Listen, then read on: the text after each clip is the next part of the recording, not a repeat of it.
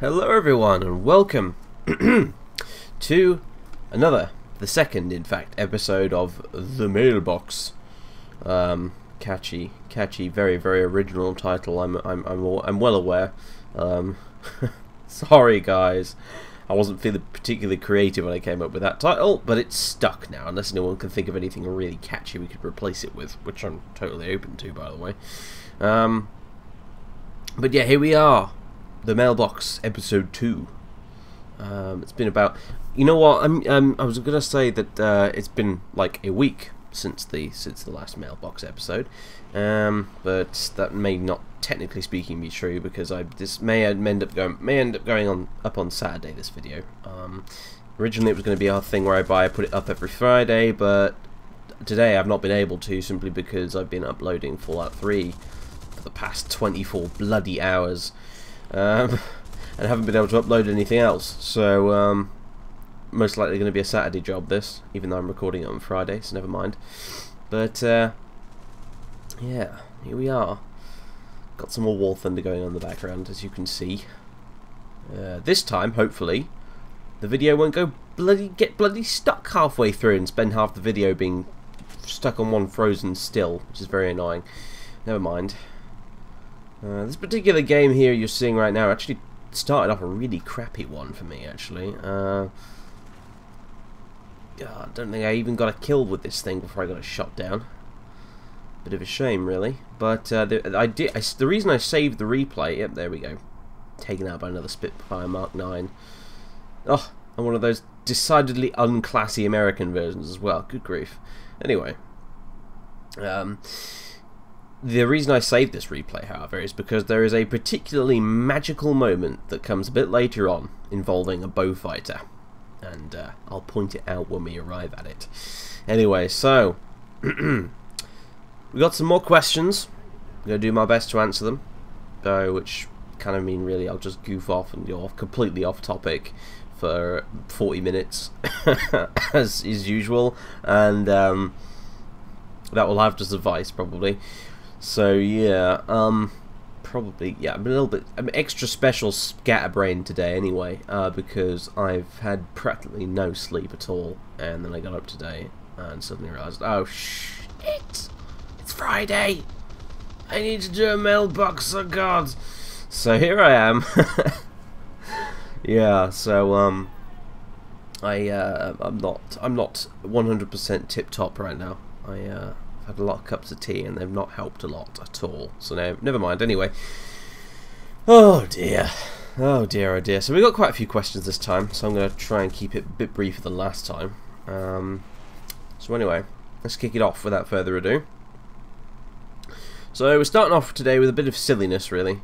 Terak37 asks, if the classic Galactic Empire were to invade the world today, and I'm going to take a wild stab in the dark here and say he's referring to the Empire from Star Wars, were to invade the world today, and you were given control of the entire world's armed forces, what would be your battle plan? Alright then, well, I've done a little bit of research for this, you know. Right, so anyway, first of all, I'd probably retreat to Russia. The Russian winter hasn't been defeated yet. I'd like to see Darth Vader try. But here's the funny thing, right? The Empire, like, I mean, I'm just basing this off just kind of my own assumptions, really. Like, there'll be some complete Star Wars nerd in the comments, I guarantee you, who's read all the extended universe stuff and will turn up and be like, no, actually you're wrong because this, and this reasons. But never mind, I don't care. But basically, the way I see it, actually, the Empire is really, from Star Wars, is really horrifically badly equipped to fight a war on Earth. I mean, think about it. All their stormtroopers are equipped with, like, these shitty little laser guns, which are, as we've seen, either the stormtroopers are horrendously bad marksmen, which is bad enough in itself, or their weapons are incredibly inaccurate. So that's not good to start with. In addition to that, they they don't seem to have any concept of camouflage either, which would make fighting on Earth particularly difficult for them, I think. And their weapons themselves are not ideal, really, actually. Star Wars blasters are a bit weird because they have like a maximum effective range, as far as I remember, from playing Star Wars games and watching the films and stuff like that. They have a maximum effective range, at which point the laser bolt kind of just dissipates. The supposed advantage of this is that because there's no gravity acting on the bolt, because it's just, well, you know, it's just highly focused light. That's what a laser is. It's light waves. There's no drop-off like you get with a ballistic weapon, you know, like a rifle or something, because gravity's not acting on the projectile, so it's not dropping off, which means you don't have to calculate where your bullet's going to land. You just sort of point and shoot, so therefore it's in theory more accurate for the average person to use. Don't know how that works out with the stormtroopers. I guess they must be really terrible marksmen if that's the case. But the problem with them is that, well, first of all, they're not necessarily very accurate. They're also not necessarily particularly powerful. There's a reason why we don't use lasers in our armed forces today, after all. But you know, in addition to that, one of the big problems is that you cannot pull off stealth at all with one of these blasters. There's no way of silencing them like you can on a modern ballistic weapon. Like you put a silencer on it, and oh, bow-fired to bits coming up, by the way. And there's no way of silencing them, and every shot they fire is bright red and glowy. So it's not like with you know, automatic rifles where you can ditch all the tracer rounds from your magazine and then fire, and all you've got really is the muzzle flash. But then again, you might have a flash suppressor, which allows you to be incredibly stealthy if you're fighting in, say, woods or something. Bunch of soldiers armed with M16 assault rifles with, say, flash suppressors and no tracer ammo ambush a bunch of stormtroopers in the woods. Stormtroopers are not going to know where they're being shot at from, you know. Right, here we go. I believe that's kill number 1 or 2 in the Bowfighter so far. This is brilliant, this is. Couldn't believe my luck. That's kill number 3, I think. Look at this. These guys are just lining up for me. Kill number 4.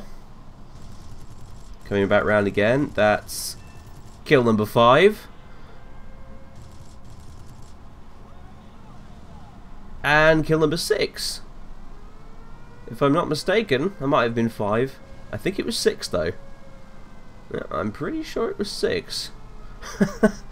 So there you go. Judging by from what I remember for the leaderboards for that game, that was ridiculous. That thing, this Bowfighter with its absurdly overpowered cannon, shot me up from bottom of the leaderboard to the absolute top. I had about 2 kills before I jumped into this thing, and I now have 8. Bowfighters are ridiculous. Anyway, that's the reason I saved this replay. So anyway, yeah, getting back to the old super nerdy Star Wars discussion. So yeah, basically Stormtrooper infantry are really, really kind of rubbish. I bet their armor wouldn't hold up very well against armor-piercing projectiles either. You know, I believe, as I vaguely recall in Star Wars lore, that Tusken Raiders, you know, the Sand People on Tatooine, they use projectile rifles, and they're really, really good at killing stormtroopers because apparently their projectile rifles can just go straight through the chinks in stormtroopers' armor, and the Sand People basically just use these guys as target practice. And yeah, if you were using, as opposed to these shitty muskets or whatever it is those guys use, if you were using proper military hardware with armor-piercing rounds, maybe hollow point explosive rounds, something like that, you could do some nasty damage to a stormtrooper, I reckon. So their infantry is pretty terrible. Their vehicles are kind of impressive. I suppose the AT-AT is kind of cool, but then again, I don't think it has any form of shields, so I don't see why a battalion of tanks can't take down a AT-AT. You just shoot the legs off the damn thing. No bother at all. Take it out with an attack helicopter, or a few fast-flying jets, you know, supersonic jets. Much better than the shitty speeders the rebels were using on Hoth, I've got to admit. So there you go. When it comes to fighter planes as well, is a TIE fighter supersonic? I don't know. Within a planet's atmosphere, that is. You know, obviously it can go to light speed or whatever. I think. Maybe I'm wrong. I don't know. In space, but oh, there goes the wing. I think I might have got 7 kills in that thing before it went down. Only went down in the end because I got greedy. But anyway, yeah. And got shot down by a Spitfire, so fair enough. But yeah, so I'm not sure about that. And you know, I reckon a modern jet could probably outturn a TIE fighter as well while it's at it. Don't know if TIE fighters have any kind of heat-seeking weaponry either. Now I think about it. You know, a jet can engage a TIE fighter. When you know, say take your average. You know, you say a Eurofighter Typhoon or an F-35 Raptor or whatever those new American jets are called. You know, one of those things can fire a missile at a TIE fighter from a fair few kilometers away. Can a TIE fighter do the same to a jet? Don't know about that. And you might think, and you might be about to say, aha, but Jingles, TIE fighters, they have deflector shields. Yeah, but they're deflector shields that are designed to deflect incoming blaster fire. As we've already established, blasters are basically lasers. It's highly focused beams of light, very intense light. So how is a shield designed to deflect beams of intense light going to stop a physical projectile like a missile or cannon rounds? Yeah, I'm not seeing it, frankly. I'm really not. And so yeah, other than that, oh, and I don't believe the Empire. I don't think nuclear weapons even exist for the Empire either. I think if you fired enough nuclear weapons into orbit, you'd probably take out a few capital ships. And yeah, what way to end that game? Look, got rammed by one of my own teammates who got greedy to nick one of my kills. Dear me. Anyway. So yeah, I reckon that'll probably be my plan. Retreat into Russia and or China. Overwhelm them with sheer manpower. Shoot down all their TIE fighters, because TIE fighters can't fight properly at low altitude in a planet's atmosphere. And fire loads and loads of nuclear missiles at their capital ships in orbit. Sounds good to me. And yeah, like I said, there'll be a 10 Star Wars nerds telling me why that would never work right now. So never mind. What a way to start a flame war. Never mind. So anyway, moving on to a slightly less silly question. Malevolent Entity asks, what are you studying at college, and what type of work do you hope to pursue after said college? Well, first of all, I'm not actually at college. I'm at university. I know in the US that's kind of the same thing for you guys, but over here it's a totally different thing. You have college, you have school, and you have a university. They're different basically. I've already been to college. I've got a diploma. But I'm at university now, so totally different thing, I'm afraid. Well, yeah, no, it technically is a university now. When I went there last year, it was actually still just an art school. It didn't have a university status, but it does now. So there you go. No, it wasn't an art school. It was a university college. So it was a kind of college, but now it's a university. So anyway, it's complicated. Pay it no mind, viewers. So yeah, but what am I studying at college? Game design. The designing of video games, and well, yeah, in an abstract sense and in a practical sense as well. Although I'm not really, my course doesn't really concern me with much to do with like coding and stuff like that. I don't do coding. Typically you'll find, at least in the UK, game development courses are actually split into sort of 2 sister courses. One which is focused on programming, which a good friend of mine is doing, and one which is focused on the slightly more arty side of things, like level design and art assets and animation and all that kind of stuff. Basically, the visual side of things very much, as well as the kind of narrative, story, theoretical side of things as well. Though I'm sure the programming guys do plenty of that too. But yeah, that's mainly what my course revolves around. Using software that already exists as opposed to coding my own software, essentially. So that's what I'm studying. As for what type of work do I hope to do after college, well, you'd think I'd want to go into making video games, but I don't honestly know if I'd want to do that, really. What I really see myself doing is getting into video game journalism, really.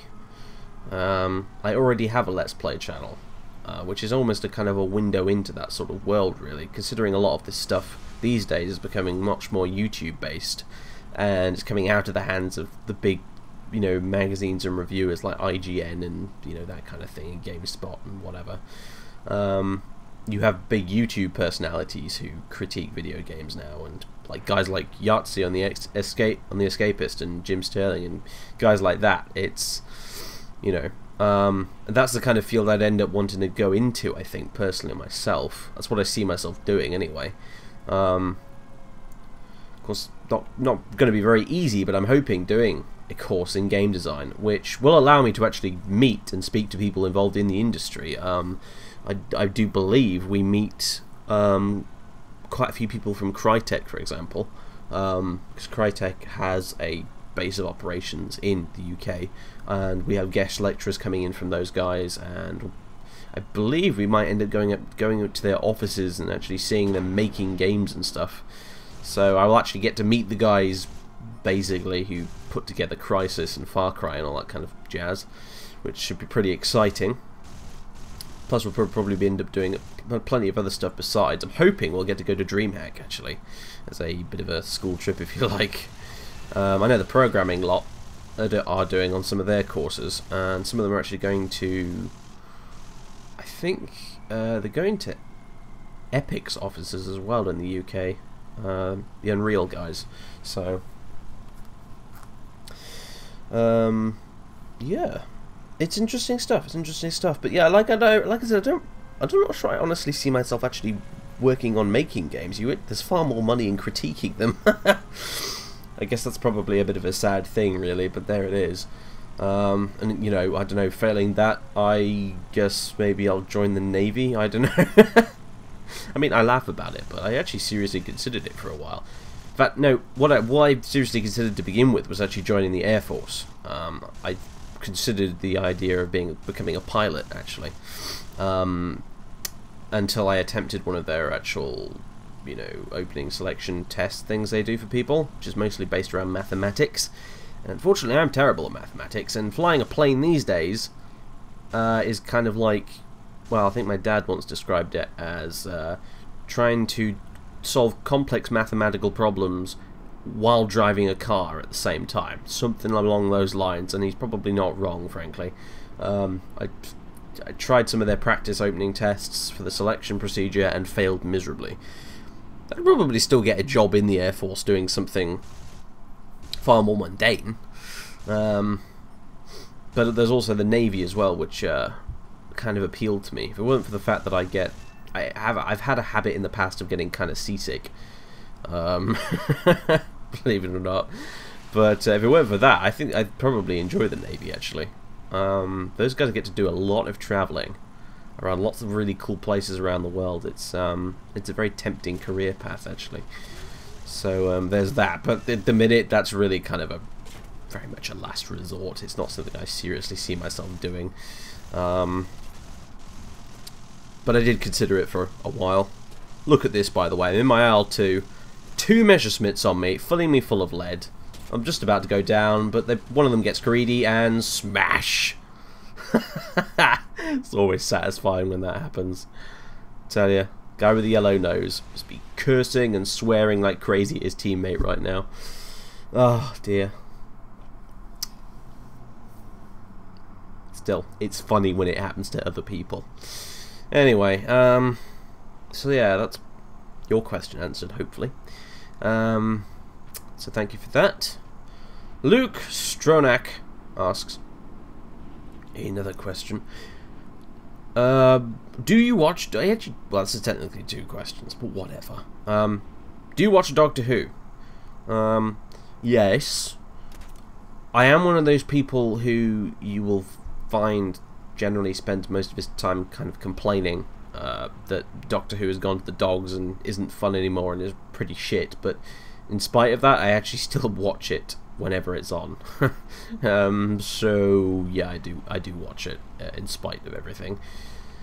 If so, he says, who is your favourite Doctor? The answer to that is Tom Baker. I feel I need not say any more, really. The guy kind of speaks for himself. He's the first iteration of the Doctor I ever encountered, and he's the best, as far as I'm concerned. Tom Baker for the win. So yeah, there you go. Moving on. Alright, JJ2Gamer has... He says he's got a few questions, but actually he's got 4. So, JJ2Gamer, learn to count. Just saying. First question is, do you plan on doing World of Tanks as well? I'm assuming he means in addition to War Thunder. The answer to that, my friend, is no. But, on the bright side, I decided to throw in some World of Tanks footage here for you right now. So enjoy. But no, I'm not going to be doing any World of Tanks on this channel. I don't play it often enough, and I'm pretty shit at it, honestly, so I don't feel like it's really worth doing, honestly. And plus, nobody would bloody watch it. Like, slightly more people watch War Thunder than I would have thought would have watched it, but still not a lot of people at the end of the day. And I think trying to do World of Tanks would probably just end in disaster, really. I don't think a lot of people are going to be interested. I really don't. And that's just the way of things. It's just the audience I have for this channel. They like what they like, and there ain't nothing I can do about that. So, yeah, not going to be doing any World of Tanks. But thanks for asking anyway. No harm in it, after all. Question 2 from him is, do you watch the other Jingles' videos? And the answer is yes, I do actually. In fact, I'm subscribed to the other Jingles. I have been for quite a while now, actually. Since pretty much just after I learned that his channel even existed in the first place. I actually spoke to him. I did. He's a very nice man. He really is. You couldn't meet a nicer YouTuber than him. He's pretty fantastic. He does loads of War Thunder and World of Tanks stuff, in case you guys didn't know. He did also do a Skyrim Let's Play, I believe. But for him, it was almost like the opposite way around for me. Like, he mainly does World of Tanks and War Thunder, and he did Skyrim, but you couldn't get nearly as many people watching Skyrim as do his War Thunder and his World of Tanks. So we're both very much opposites in that regard. As far as our audiences are concerned, but yeah, no, I spoke to him back before he got his massive just subscriber boom lately when he started doing War Thunder. Yeah, very nice bloke, very nice bloke. I both kind of had a bit of a chuckle over the fact that TGN, which is the partner network we're with, never bothered to actually mention that when we both joined that there was another Jingles on the network already, which probably would have been a good idea. But, yeah, no, we just had a bit of a chuckle about that, and decided that no point in mucking about with it now. We're both called Jingles, so be it. So there you go. So I've spoken to him, and I do watch his videos. Pretty fantastic YouTuber, if my opinion is actually worth anything on the matter. Yeah, do highly recommend his videos. Go ahead and watch them. Don't hesitate to recommend him in the slightest. So there you go. Okay, question 3 from him is, in what province do you think the Elder Scrolls 6 will be set in?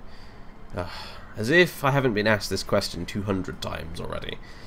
It's all in Q&A videos I've done in the past. Just, look them up on the video section on my channel. You'll find the Q&A, the last Q&A I did, which was was it the 6,000? No, it was the 4,000 subscriber Q&A. Yeah, it'll be in there somewhere. I've pretty much answered that question like 3 times separately.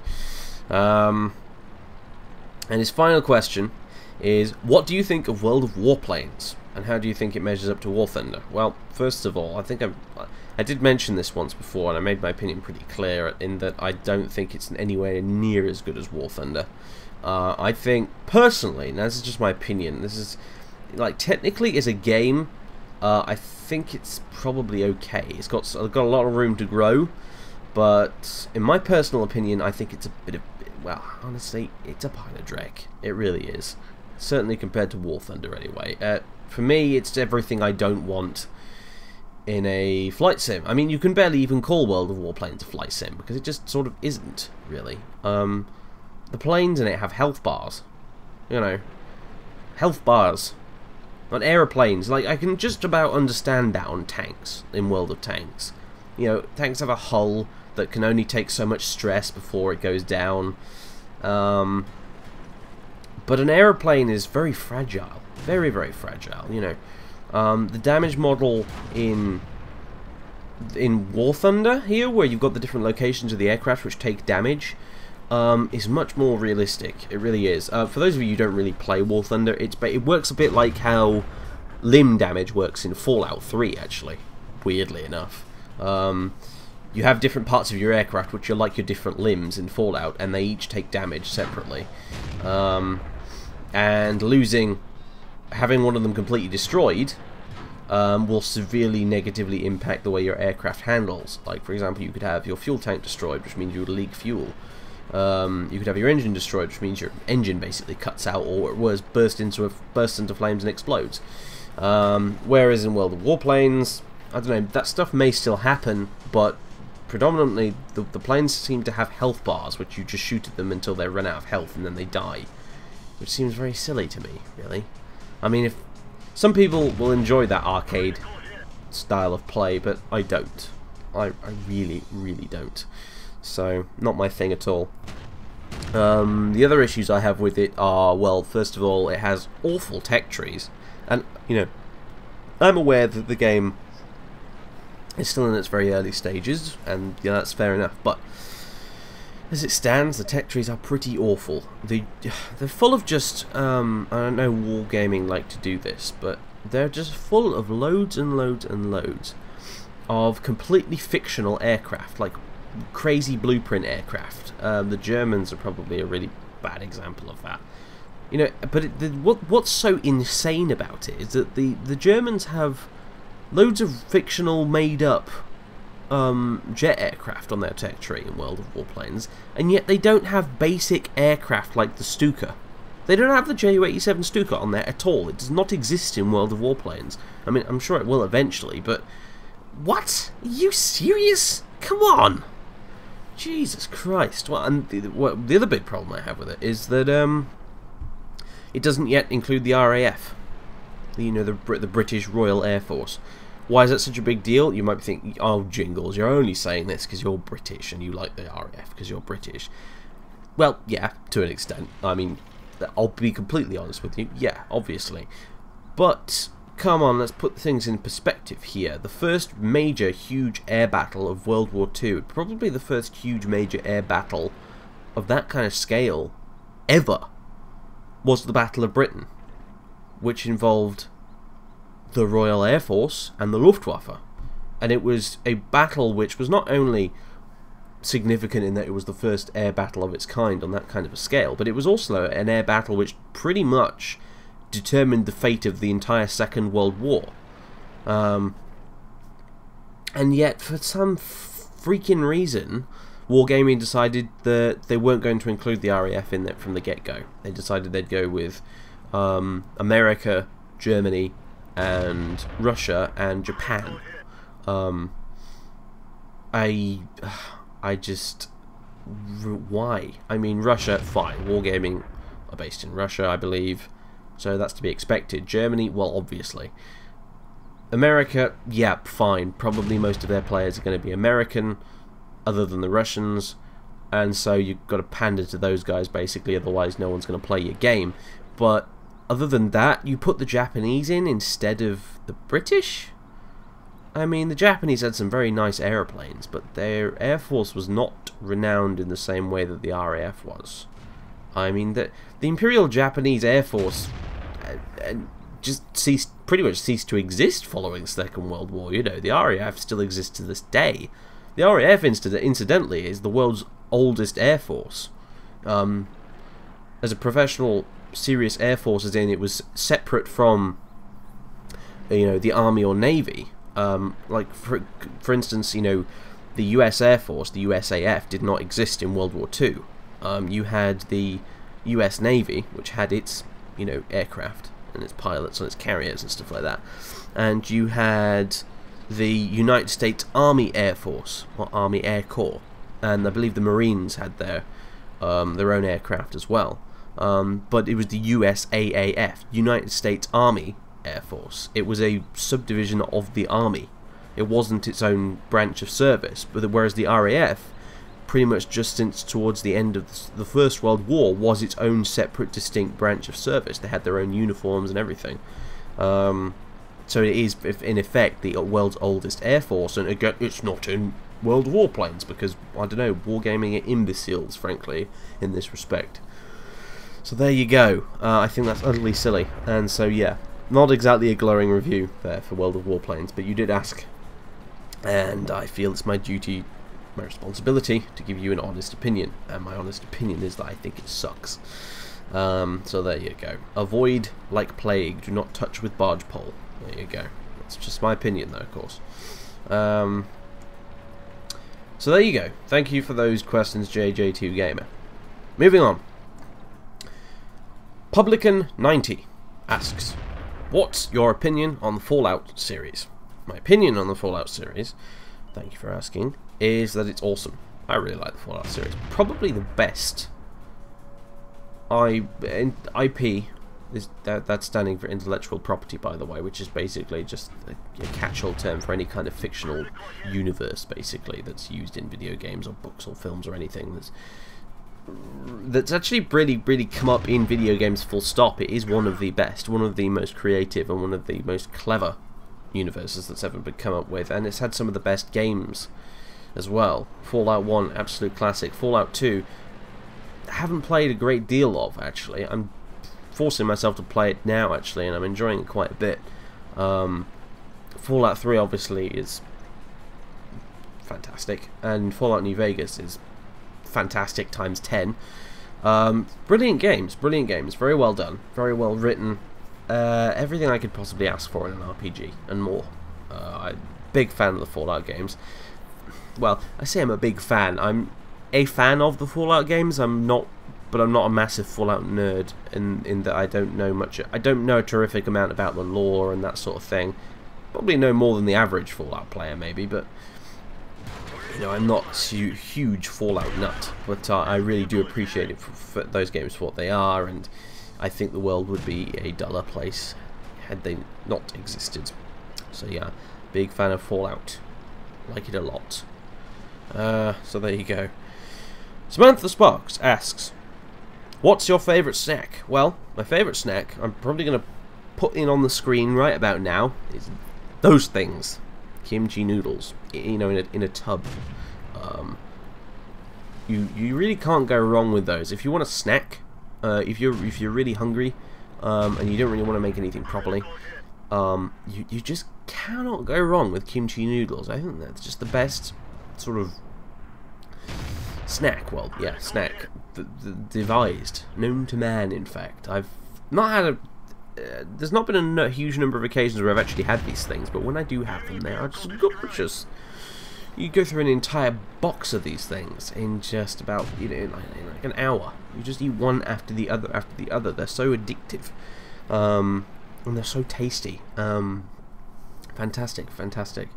I need to get some more, actually, at some point before I leave. Anyway, so there you go. That's my favourite snack. Do recommend them if you can find them somewhere. So, next question, penultimate question. In fact, well, technically that's not true because the next person actually asked 2 questions. Whatever. Casserole Staircase 57, and kudos for having a fairly creative username there. I do approve. Casserole Staircase 857 asks, what would you say is your favourite game of the past 5 years? I had to sit and think about this one for a little bit, actually. I went and booted up my Steam library and went browsing through it. But yeah, the past 5 years, that's, well, it's 2013 now, coming towards the end of 2013, so that's going back to about 2008, isn't it? So, and I thought long and hard about this, and I looked at the question very carefully and thought, right, okay, it's what is your favourite game of the past 5 years? Not what do you think is the best game of the past 5 years. So this is obviously a very personal and subjective thing. So this is judging this on the basis of what game have I probably got the most enjoyment out of. Well, not necessarily got the most enjoyment out of, but I think I have had the best time with and I really appreciated the most. And this is, again, this is within the last 5 years, so that rules out anything like Morrowind or Rome Total War or, you know, anything like that. Or Oblivion, for that matter, now I think about it. And the answer, I think, it's going to have to be Fallout New Vegas. Really, yeah, definitely. Fallout New Vegas, it's got to be that. I think that's probably my favourite game. If you strap me down in a chair, threaten to cut off my ears if I didn't give you a straight answer, what is my favourite game of the past 5 years? Fallout New Vegas, hands down, I think. Can't think of a single game in the past 5 years I have enjoyed more than and appreciated more than Fallout New Vegas. What a fantastic game, what a phenomenal game. It really is. I got it... didn't get it when it came out, actually. It was a while after it came out. I think I got it, might have even got it on a Steam sale. And I couldn't play it properly either when I first got it.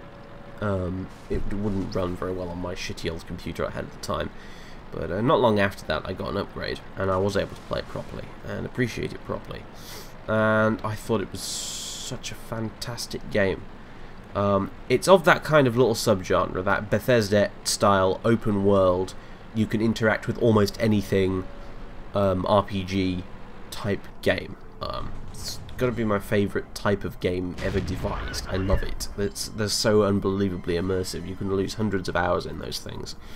You know, quick snap just like that without even realising it. They're just fantastic. As soon as someone gets an Oculus Rift working with an Elder Scrolls game, I don't think I'll ever leave my room. I'll probably starve to death. Oh, I just want to point something out here, by the way. That game you just watched, that was a tier 6 game.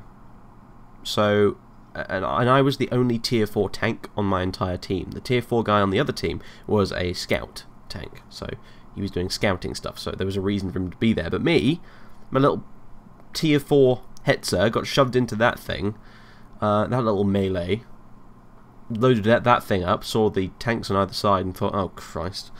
And yet I went on to get the highest damage out of everyone on both teams.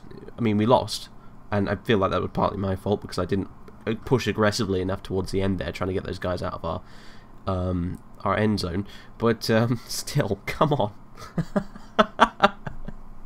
I love the Hetzer so much. Anyone who's playing World of Tanks and you're playing German tanks, get yourself a Hetzer. They are amazingly fun. Anyway, back to New Vegas. So, yeah, it's got to be that one. It's my favourite kind of type of game, but oh man, Obsidian for that one, they turned it up to 11. They took that formula that Bethesda have perfected over, you know, over almost a decade, and they looked at it and it's like they saw everything I thought was wrong with those games and fixed as much of it as they could, considering these guys only had about a year to actually make New Vegas. You know, a lot of the art assets and everything were completely recycled from Fallout 3. They were forced to use Bethesda's engine, which was far from perfect.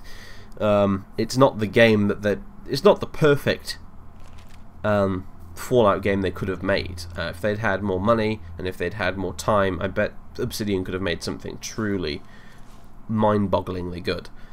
But considering the circumstances, they still made a bloody good game. A lot of people prefer Fallout 3 to New Vegas. I can understand why. I certainly can. Especially if Fallout 3 is your introduction to the Fallout series.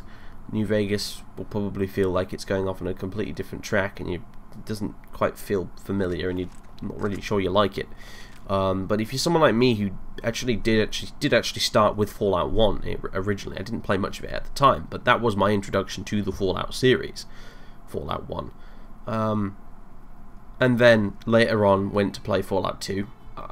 I think I said not long ago that I had not played Fallout 2 until very recently, but that's not strictly speaking true. I did give it a playthrough a very long time ago, not long after I'd played Fallout 1. I didn't get very far with it. I found it a bit difficult, honestly, and gave up. But pardon me. Oh yeah, and I was also playing on a laptop at the time, which died, and I lost all the save games and stuff for it. So that's kind of why I never came back to it really after that. But for someone who came to those two games, then Fallout 3 obviously was the one I played the most. I played that much longer than either Fallout 1 or Fallout 2. But for someone who played those other two games, made by the guys who basically at Obsidian made Fallout New Vegas, then to play Fallout New Vegas and think, oh my god, I'm home. I'm back. I'm here. I'm in the southwest of the destroyed United States. This is the real Fallout for me. You know, Fallout 3 is great, but it's so removed in a way from the old Fallout games. It just it feels almost like a spin-off rather than a true sequel. But New Vegas really did feel like the sequel to Fallout 2. Set in that same region. It's involving the same kind of factions, but they've evolved over a course of about 40 more years after Fallout 2 finishes. You know, the NCR has become like an actual sort of nation state almost. Jesus Legion has become huge. That kind of thing. So, you know, and obviously, you know, it's an interesting. In many ways, the Fallout saga in many ways is almost like the story of the NCR, because when you first step out of the vault in Fallout 1, the first town you encounter is not even a town, it's a tiny little village called Shady Sands. And Shady Sands eventually, over time, and you see it grow over the course of the games, you see it get bigger in Fallout 2, where it finally becomes the New California Republic. And in Fallout New Vegas, you see it's grown far beyond being a simple city, and it's become a country, you know, an entire country bordering on, you know, Nevada.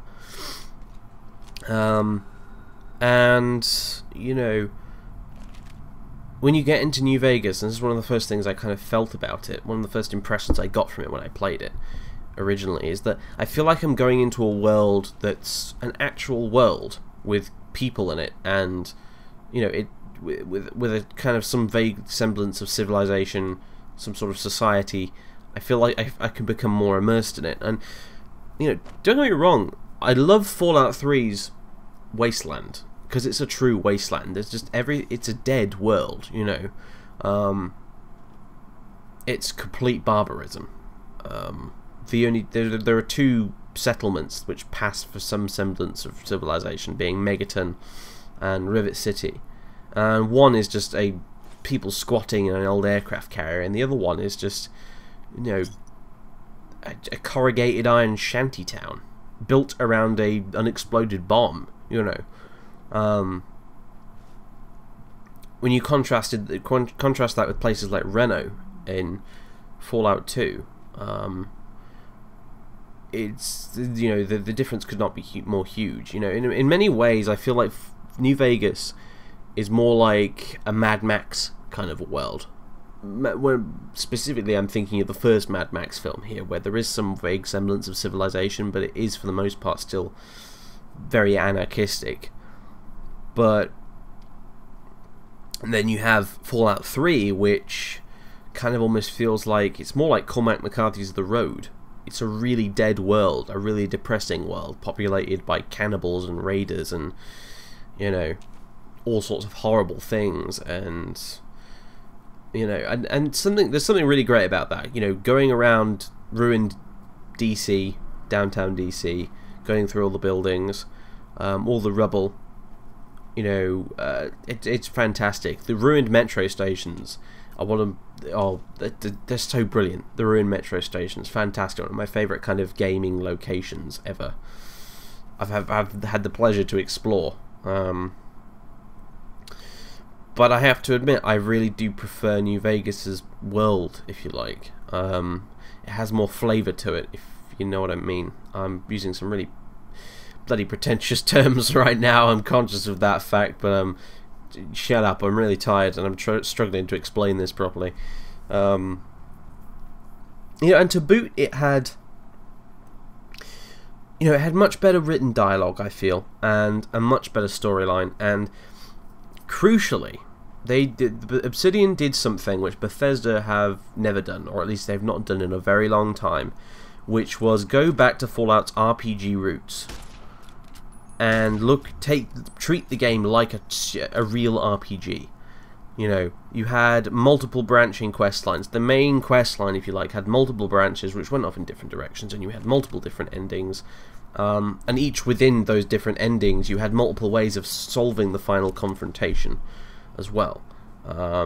You just have to go on YouTube and look up like a bunch of different New Vegas endings and end sequences. There's so many different ways of solving it and doing it, and that is what for me is the essence of those older RPGs like Fallout, like Baldur's Gate, that sort of thing. Giving you serious choice with actual consequences. Whereas Bethesda in all their games, they've just been so linear, so bloody linear. They just don't let you do anything. They don't let you make any bloody choices at all. Morrowind has a fantastic main quest, but it is really linear. There are two ways of doing it. One of which is the proper main way you're meant to do it, and the other way is like a backdoor way of doing it, which is really only there almost as an Easter egg for experienced players to figure out. It wasn't a serious choice that you were having to make. Oblivion, no choice at all whatsoever. Ridiculous. Just completely linear from start to finish. Same goes for all the guild quests. Skyrim, again, completely the same. The only real choice you get is at the end, where it's like, do I want to kill Parthenex or not? And that was just such a no-brainer of a question that it wasn't even. It was almost not even worth putting it in there. So, yeah. Obsidian came along. They took this engine. They took Bethesda's formula for their type of RPG, and they injected some of the things that a lot of modern RPGs have kind of lost, I feel, back into the new Fallout games, and they came up with a real winner. You know, just everything about it feels so much more complex and nuanced than anything Bethesda have put up recently. It really does. Down to the companions, the characters, even some of the world design. Some of the best expansion packs ever to be made for those games, including the Elder Scrolls games, were for that game. You know, I mean, look at, for example, like take Eddie. Eddie. Now, without wanting to spoil anything major at all, Eddie, E-D-E. He is it is an Enclave Eyebot, which you find in one of the towns at the beginning of the game. When you're going off on this magnificent sort of odyssey through the Mojave to find this man who shot you in the head at the beginning of the game and left you for dead. Which, you know, that entire sequence where you're making your way on this almost like a pilgrimage to New Vegas. Fantastic. I absolutely loved that. And me being me, I took hours and hours and hours and hours and hours to do it because I play these things really slowly. So it felt like a serious journey. But you in one of the towns you meet along the way when you're making your way to New Vegas, you know, provided you would decide to go that route, of course, at the very beginning, you can actually leave Goodsprings, the town you start in, and go off in a completely different direction, take a more direct route to New Vegas, and ignore the warnings of people who've told you it's super dangerous that way, and you can get to New Vegas that way. Again, more choices. Yeah, in one of these towns you meet, sorry, I'm getting completely distracted here, but in one of the towns, you find a broken down Enclave Eyebot, basically, like in Fallout 3. And you can repair him, and he basically just floats around, and he follows you around, and that's kind of it. You can give him orders, he shoots stuff with his laser, and you're thinking to yourself, well, fair enough, not bad. He's kind of like, well, he's basically just like Dogmeat from Fallout 3, except he's a floating robot with a laser gun. Cool, fine. No. Again, I'm not going to spoil anything at all, but I should have known better when I first played that. Obsidian are not, they don't make things as simple as that. You know, there is far more to Eddie. I will just say, without spoiling anything, there is far more to Eddie than meets the eye. And if you do repair him and take him with you, you'll soon find out what I mean.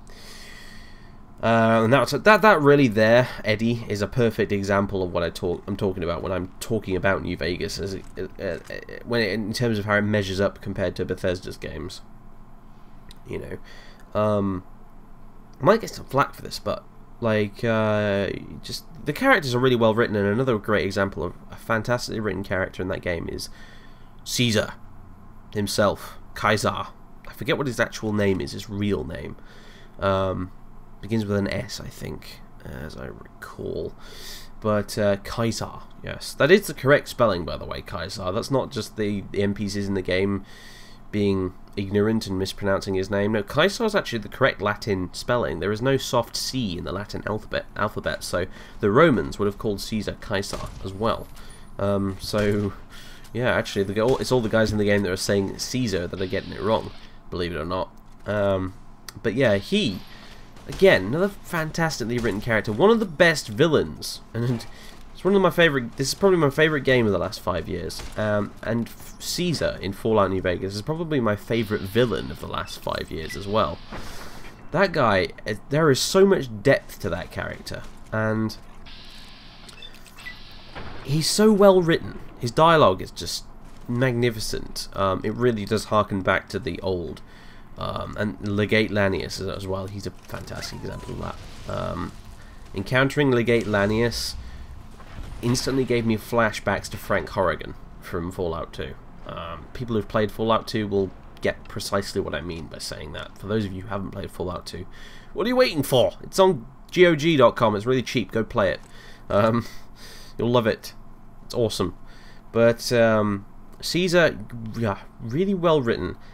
In terms of his actual dialogue, just very well done out, very well composed. I don't know, whatever. I'm just burbling random words at this point. I'm sorry. I need another cup of tea. But in addition to that, his character explored some really interesting and very complex socio-political concepts, socio-economic concepts as well. Caesar actually gives you, in the course of one of the conversations you have with him, a crash course in Marxist dialectical theory, dialectical materialism. And I knew what this was already, because I've studied it quite a bit, especially when I was doing my Russia stuff back in A-level, 6th form. I read a lot of this kind of stuff. A lot of people go through a phase like that where they get really into Marxist stuff. I was no exception. I'm afraid I've kind of wised up to it now, but I learned a lot of stuff from it. I still recommend, dipping into that kind of stuff because it is quite fascinating. And the dialectical materialism and the dialectics and stuff like that. This is by no means a Marxist thing exclusively. Hegel, the philosopher, came up with the idea way before Marx. And that's principally what Caesar refers to in the game, but he uses this dialectical outlook on life in general, and I'm gonna, one day I'll probably make a video exploring this entire thing and who Caesar is and what makes him what he is and what makes him tick and what makes him think he's right and stuff like that.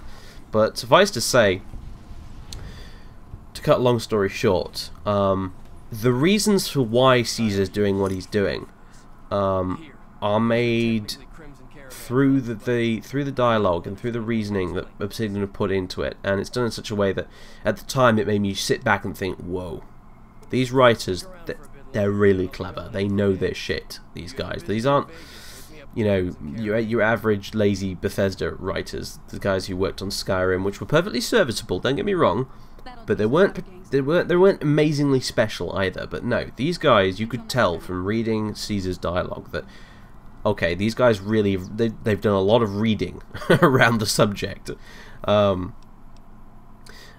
the reasons why Caesar does what he does, and why the Legion does what it does, become kind of almost chillingly logical, and you can see perfectly why Caesar thinks he's right, and you can see the reasons behind what he's doing, and that alone is brilliant because it allows you to roleplay, because obviously you can side with Caesar with your character, you can side with the Legion, and from a roleplay perspective it's fantastic. It plays perfectly into that RPG kind of thing, because you're able to roleplay a character who can understand this and suddenly think, yes, no, this guy's got the right idea, and you can give you a feasible reason for wanting to join a faction, which up until a certain point where you meet Caesar and he explains a lot of this stuff to you, you kind of think, well, okay, they're a bunch of basically just glorified slavers that dress up like Roman legionaries. Kind of daft, if you ask me.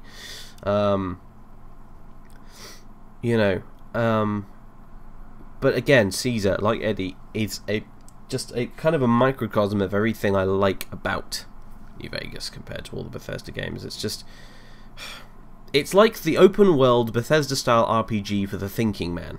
It's the thinking man's open world RPG is New Vegas. That's what I like. That's the way I like to look at it.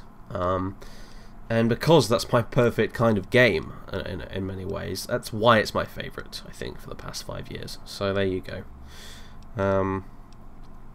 Probably took way too long to answer that question. Never mind. So yeah, we've got two very quick, fast questions to go to finish off with today.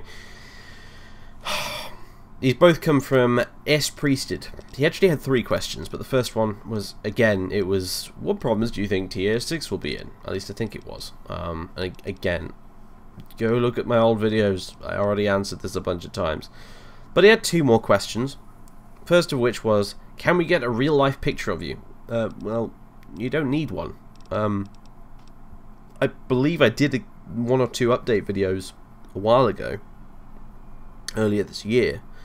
In fact, which I did face-to-face with a camera, because I was using my iPod camera because I wasn't at a computer and I needed to make an update video and I couldn't be bothered to get to my computer and get a microphone out and all that sort of stuff. So I just did a face-to-face to the camera. So yeah, if you're really desperate to see my face, you creepy stalker,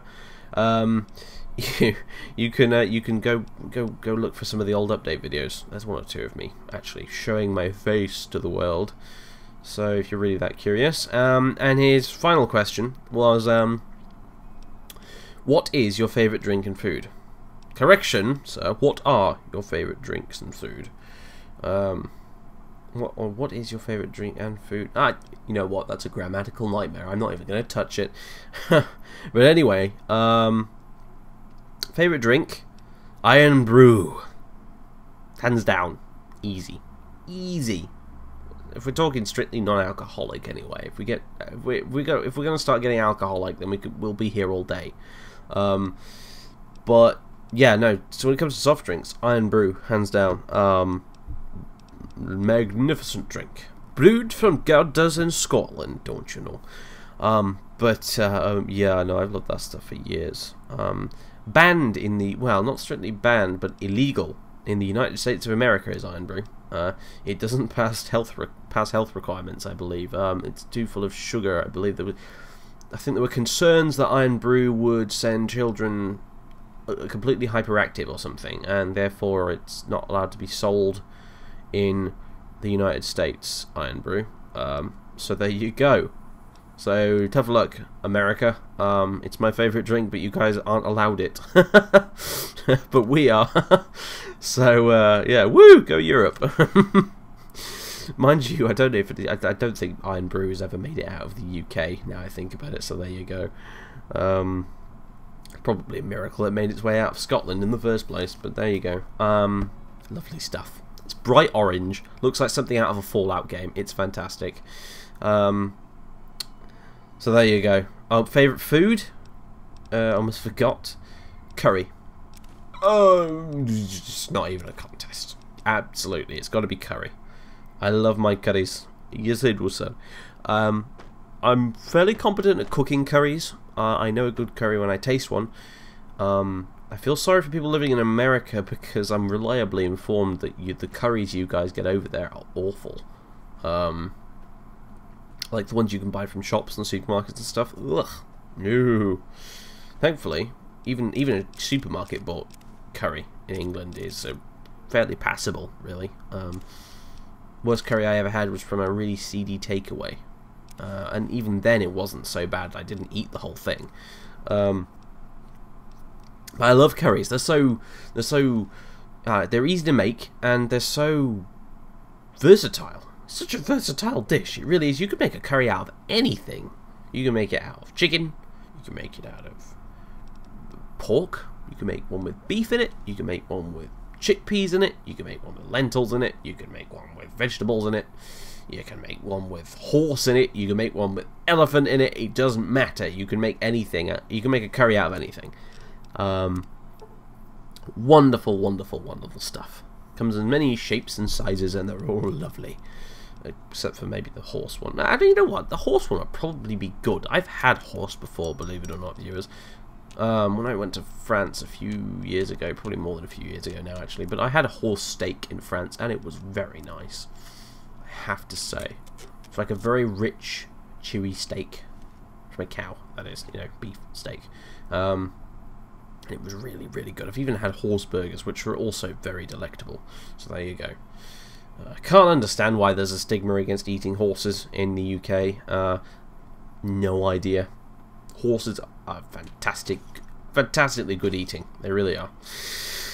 And yeah, so there we go. Those were today's and, well, this week's questions. Thanks very much to everyone who took the time to bother asking me some. As per usual, feel free to ask more questions via Twitter or in the comments section here, and if they're any good, then I might answer them next week. So there you go. Anyway, so that's it for now. Pip pip everyone, tally ho. I'll see you all again pretty damn soon. Got a special discount for you after what you've done for us.